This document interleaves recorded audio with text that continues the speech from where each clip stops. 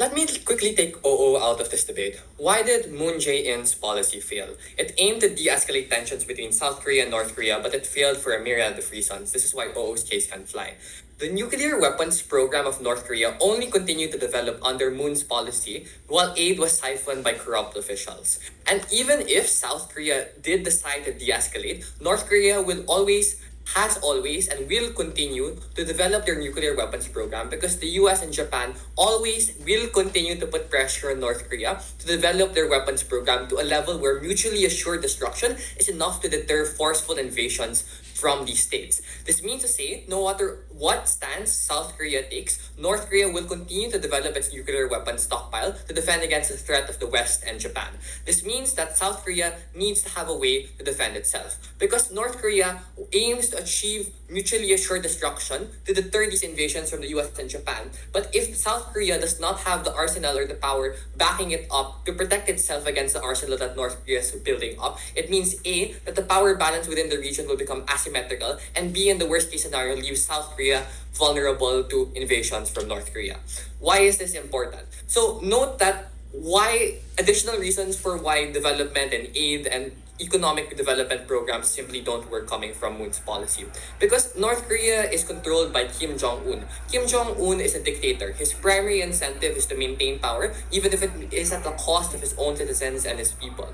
The way dictators maintain power is they control resources so that only the people that are close to them, e.g. their cronies, are able to access said resources. They are also reliant on developing external threats that removes the populace's attention on the dictator and rather focuses it on them being the straw man, putting or pushing other external dangerous forces at bay. How does this come into play with the idea of development? Kim Jong-un actually doesn't have a strong incentive to opt in or to give benefits to South Korea simply because he received development and aid. Because development and aid is actually something that goes against incentives of Kim Jong-un. A further developed North Korean civilian populace is a populace that has more time, more energy to rebel against Kim Jong-un's iron hand rule. This is something that goes against his incentives. And even in the best case scenario, you aren't able to help people on the ground, North Korean citizens, if the case coming from O is the principle of humanitarian aid. Because the intensely corrupt structures within North Korea mean most of the aid doesn't even reach these North Korean citizens to begin with. It gets siphoned to Kim Jong-un and only gets distributed to the cronies that support him. Instead of de-escalating tensions, it simply strengthens Kim Jong-un rule over his citizens and makes things a lot worse. And I think if it's about humanitarian aid, then O has to loosen that. But then also, on terms of escalating tensions, like preempting like OO and just like the entirety of OPENCH down the line, I think North Korea is not stupid. If South Korea develops ties with the US and Japan further, they won't risk mutually assured destruction. This means they're not going to launch nukes or engage in an invasion of South Korea if it means that the US or Japan can just press the button and wipe them off the map with a nuke.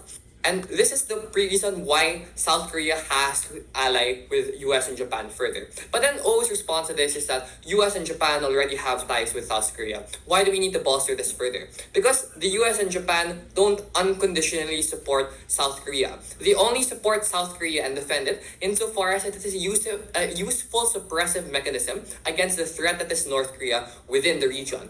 The moment that South Korea stops serving that role and instead becomes a tool to help North Korea develop, e.g., by developing or providing aid, just like Moon's policy did, for example, then US and Japan have less of an incentive to provide defensive treaties or to protect South Korea from North Korea. Even if there is a latent incentive, no matter what, to protect South Korea, the degree of defense and guarantee that US and Japan provide to South Korea plummets, I think, on opposition. And the problem there is, A, you have to deal with civilian unrest when they feel like their country is not secure, which B, also negatively impacts like economic development within South Korea, because economics are a function of national security, as my first speaker already tells you. And then lastly, it also just puts South Korea in a drastically dangerous position where North Korea can feel like if they get lucky enough, they can blitzkrieg South Korea and invade or just generally engage in warfare. But then preempting like closing opposition further, because if they're going to argue that around mutually assured destruction you can still engage in conventional warfare is never an alternative or a feasible path for North Korea, simply because South Korea has had much more time and investment into their human development and human resources to develop a conventional warfare army that can definitely defeat North Korea in the majority of instances if you set the nukes aside due to mutually assured destruction, restraining from both parties using weapons of mass destruction. This means that regardless of what stance you take, North Korea is unlikely to wage conventional warfare, which means the crux and the tipping point of this debate is where is North Korea less likely to use their nuclear weapons. Don't badger I said through chat. And North Korea is less likely to use their nuclear weapons if they feel there's a greater existential threat to them if they do choose to use those nuclear weapons. The moment they feel like there's a chance that they're able to use these weapons while getting away with it is the moment in which South Korea's danger or its opportunity is drastically harmed. But it isn't even just about the threat or existential threat of South Korea. It's the pressure that it puts on the citizens and how that further harms economic development and the willingness of other countries to trade with South Korea. But sure, before I move on, I'll take a POI from CO. Firstly, we may concede that North Korea continuously does its nuclear and military programs. But there is a tipping point here. Given the fact that you are economic allies, it means that it clamps down those particular incentives for it to attack you. Engage. There will always be an incentive for North Korea to attack you. Your logic here is that if I give a gift to North Korea, they won't want to attack me anymore. But where's the logic in that? Why is North Korea a fair actor? They will take the gift, they will continue developing their resources, and they will continue their porcupine approach to foreign policy because the US and Japan will always put pressure on them, and there will always be an incentive to invade South Korea insofar as South Korea is the biggest threat to them. South Korea will always be a threat to them. The question is whether South Korea is a big enough threat that North Korea is deterred from acting in the first place. I think this is the tipping point and just clear response to your case.